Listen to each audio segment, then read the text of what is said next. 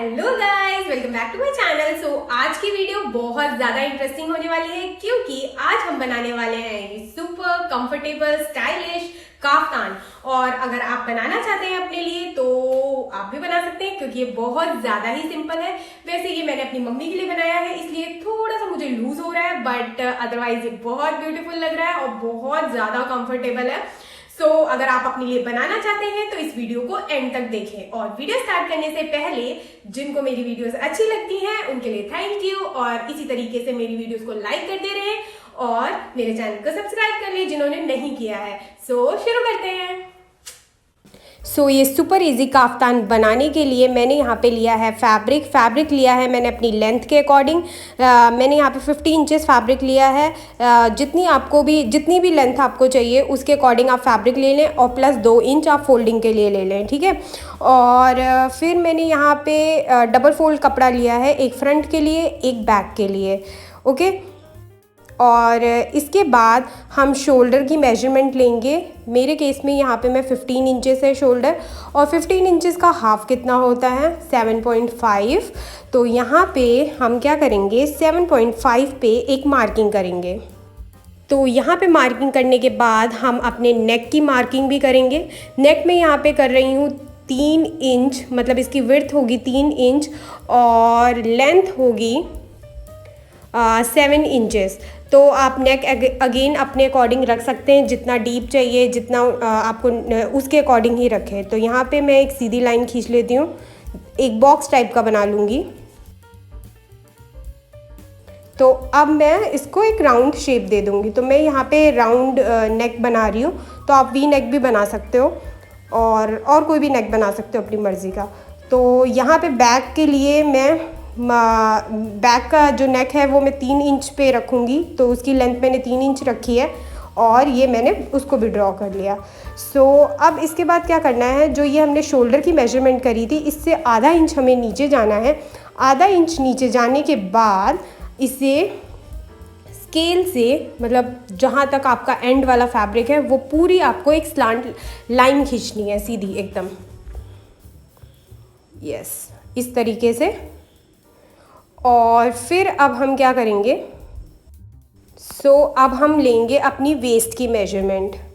तो यहाँ ऊपर से हम 15 इंचेस नीचे जाएंगे। फिर उसके बाद 15 इंचेस पे हम यहाँ पे एक सीधी लाइन ड्रॉ करेंगे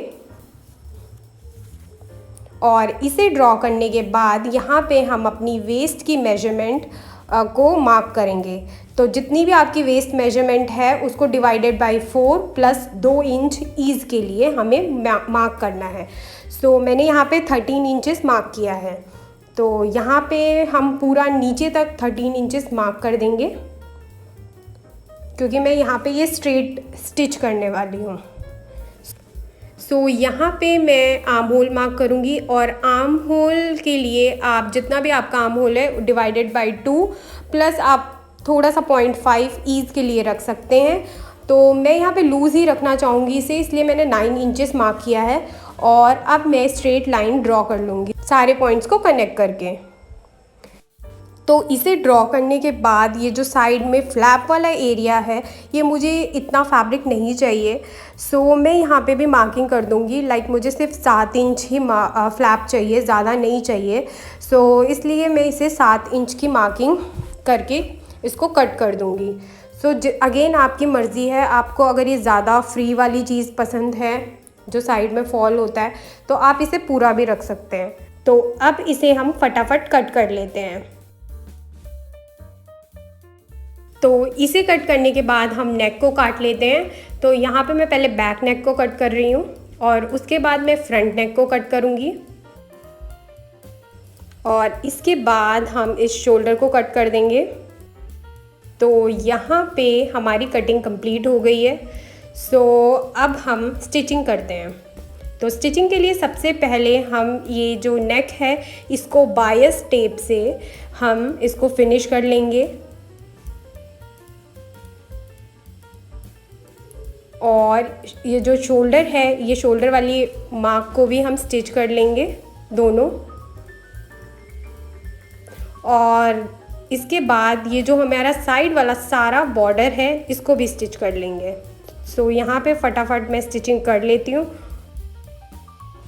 सो यहाँ पे मैं जो चारों तरफ बॉर्डर है वो स्टिच कर रही हूँ। आप बॉर्डर पे चाहो तो लेस भी लगा सकते हो।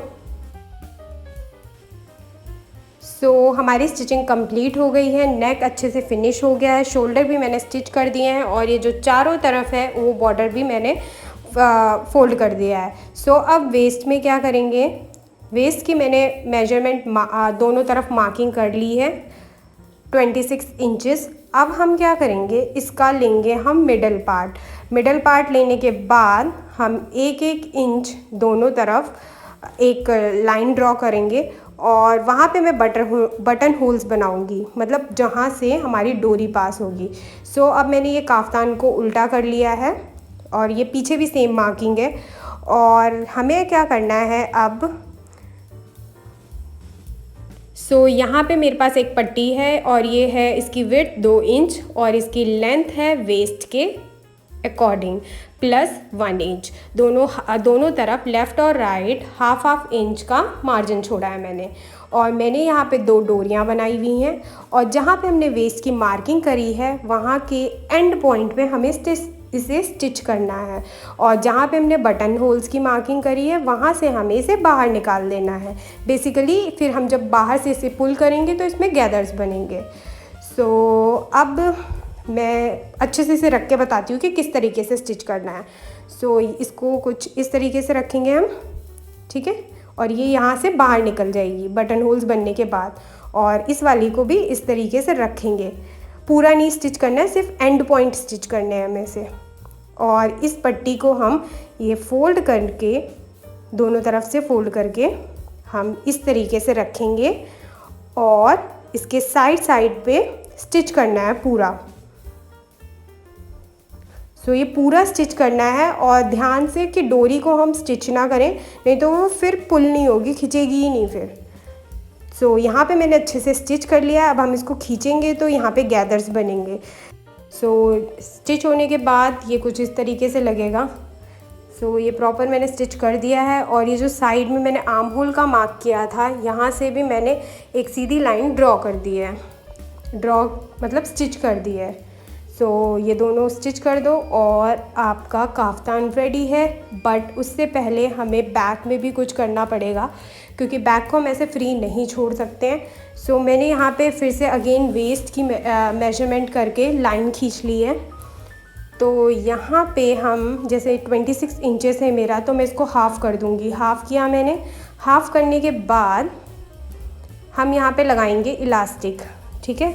तो मैं क्या कर रही हूँ, ये मिडल पॉइंट से 3 इंच इस तरफ और 3 इंच उस तरफ, मतलब टोटल 6 इंच की मार्किंग करूँगी। तो अब हम क्या करेंगे, हमने 6 इंच की मार्किंग करी है तो हम उससे 2 इंच छोटी इलास्टिक लेंगे, लाइक 4 इंच मैंने इलास्टिक ली है। और अब हम क्या करेंगे, इस इलास्टिक को कुछ खींच के इस तरीके से हम स्टिच करेंगे। सो यहाँ पे गैदर्स बन जाएंगे। तो अब हमने स्टिच कर लिया है, प्रॉपर फिनिश हो चुका है हमारा काफ्तान। और साइड की स्टिच सब कुछ कंप्लीट पहले ही हो चुकी थी। अब वैसे मैं लास्ट में आपको ये बैक वाली इलास्टिक दिखा देती हूँ। ये देखिए कुछ इस तरीके से लग रही है। सो हमारा काफ्तान रेडी है। आई होप आपको अच्छा लगा होगा। सो आप भी ट्राई करें। Thanks for watching.